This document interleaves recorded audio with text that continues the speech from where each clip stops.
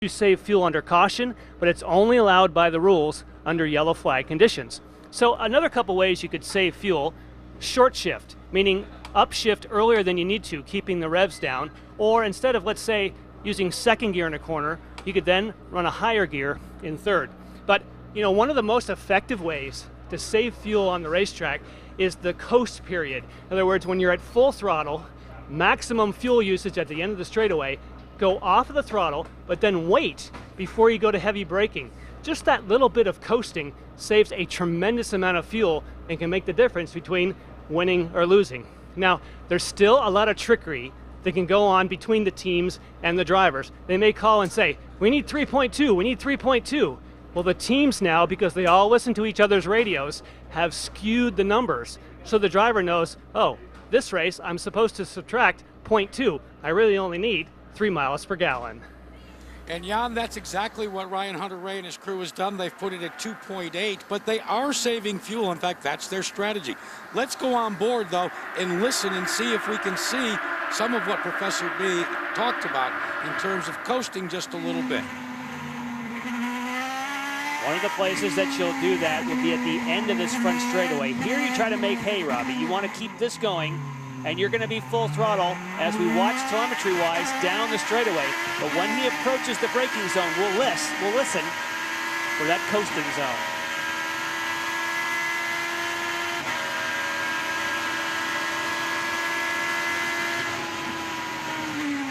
Right in through there. There was, again, when you saw the green throttle and the red brake, there was a delay there. That doesn't sound like much, but that makes a big difference. That could gain you a lap or two, and we know this year a lap or two has made the difference between winning and losing. And George Klotz, who calls a strategy for Ryan Hunter-Reay, he's got to be happy what he's seeing, because we know Ryan's saving a little fuel, but the guy in front of him, Will Power, isn't checking out. So he's being able to accomplish, the good and the bad. Sometimes when you save fuel, okay, that's great that you're saving fuel, but you can't stay in touch with the leaders. He seems to be getting it done on both ends. So what does that mean? It means Will Power is also saving fuel. Allegedly. I think if Will Power wasn't saving fuel, he would have disappeared in the distance. I think that he's learned the lesson. That's exactly what's happening. They figured out what Ryan Hunter-Reay's doing, and Clive Howell and his driver are sitting there, and they're trying to save fuel as well. But here's what they just told Will Power. All we got to do is go one lap further than the guy behind you. That's right. Just 0.6 of a second separating first and second. There's Justin Wilson running in third. Here comes Kanaan, Castro Neves, Briscoe, Dixon, and there is Alex Tagliani. Lindy? Alex Tagliani is saying he's a little bit loose. He was involved in that incident with Marco Andretti. He thinks he's lost a wheel clip. Marco Andretti in better shape. They thought they would have to pit, but it turns out they're just missing the end plate. It doesn't seem to be affecting the handling, the end plate there on the front wing. And in fact, the league technical director looked at it, and he says, guys, that everything looks fine on Marco. One of the co-owners of that team, fast racing team, Jason Priestley, is in attendance here this weekend. He's been on the pit stand throughout the practice and the qualifying. Just returned from Cannes, I understand. That's in France, Robbie. And he is here this weekend. Helio Castroneves looking for his second consecutive win.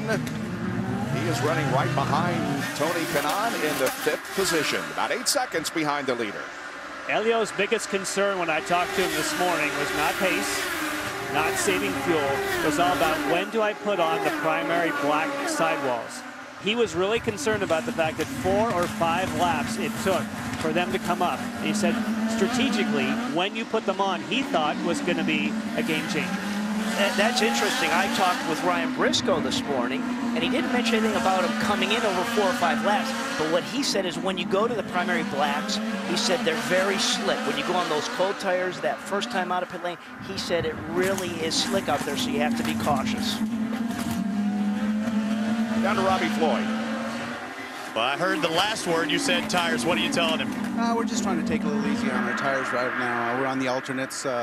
Just hoping they, if this goes a full stint, that we're okay at the end here. And then in turn, when you're taking care of your tires, you're taking care of your fuel. It's a full-on cat and mouse game right now, isn't it, between yourself and the power team? Yeah. It's all part of Long Beach. We hear what they're saying, they hear what we're saying. All right, guys, back to you.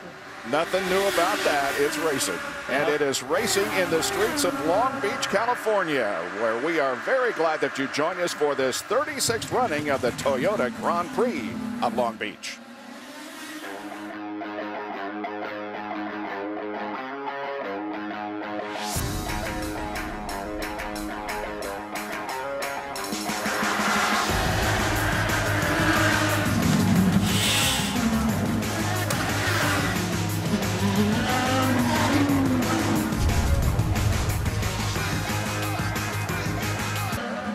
When you come to Long Beach, as Jan said, expect the unexpected. Will Power has dropped back to 3rd position. There he is just ahead of TK, and Briscoe takes a spot from his teammate, Helio Castroneves.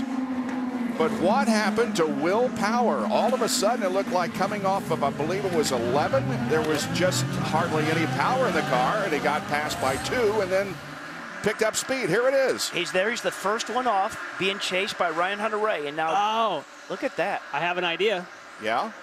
Could he have hit the pit speed limiter? That's happened to a few people going around the hairpin. And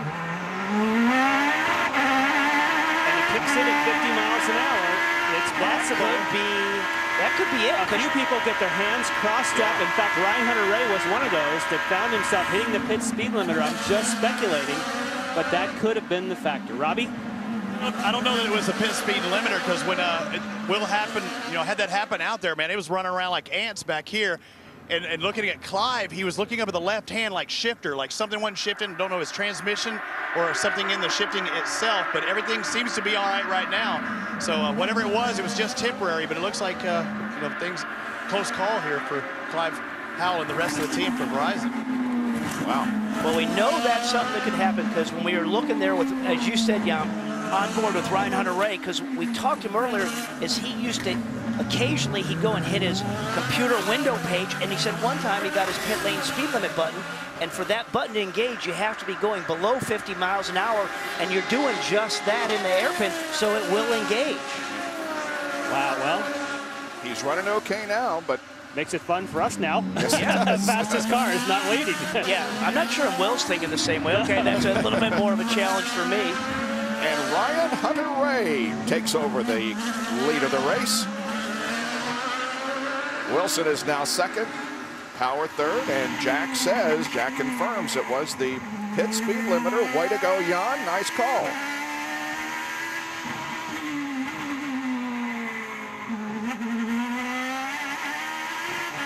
Last year, Will Power ran into some trouble with radios, which affected when they pitted, which in effect cost him the race. So, expect the unexpected.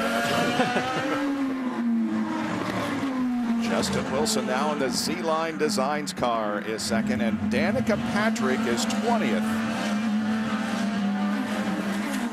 The GoDaddy.com car from Andretti Autosport. Yeah, and if think of, look at, they got her tires spat out. Yep. Last year she came in an early sequence, and it worked out really well. It cycled her up to the top 5, but then when she got in the top 5, she absolutely held pace. Yep. So they're hoping for that same scenario here. If you pit now, you are going to super save fuel mode. This is the real gambler stop right now. Or yellows. Or here she comes. As you can see, the pit entrance is just off corner number 11, and Lindy, Danica's headed your way. And she's sure hoping this works for her, because as you can imagine, she's been pretty frustrated. Started 20th, she says, gee, I really hope I do not finish 20th today. She loves ovals, as you guys know. Road courses, not so much. She doesn't like the same setup as her teammates TK and Ryan Hunter-Reay, so they can't really help her too much. She does this in 8.3 seconds, got all the fuel, and as you can see, she's now on those red tires. One of the 3 drivers in the field that started on the alternate. So the key for her right now, she wants to get out and have clean running in front of her. She doesn't want to get held up. Really take advantage of those brand new sticker red Firestones. That was lap 20. We speculated the window would open at 21, so she just snuck in 1 lap early, hoping that if there is a caution now between when the rest of these other cars pit, That will, if they pit, give her effectively a free pass to the front.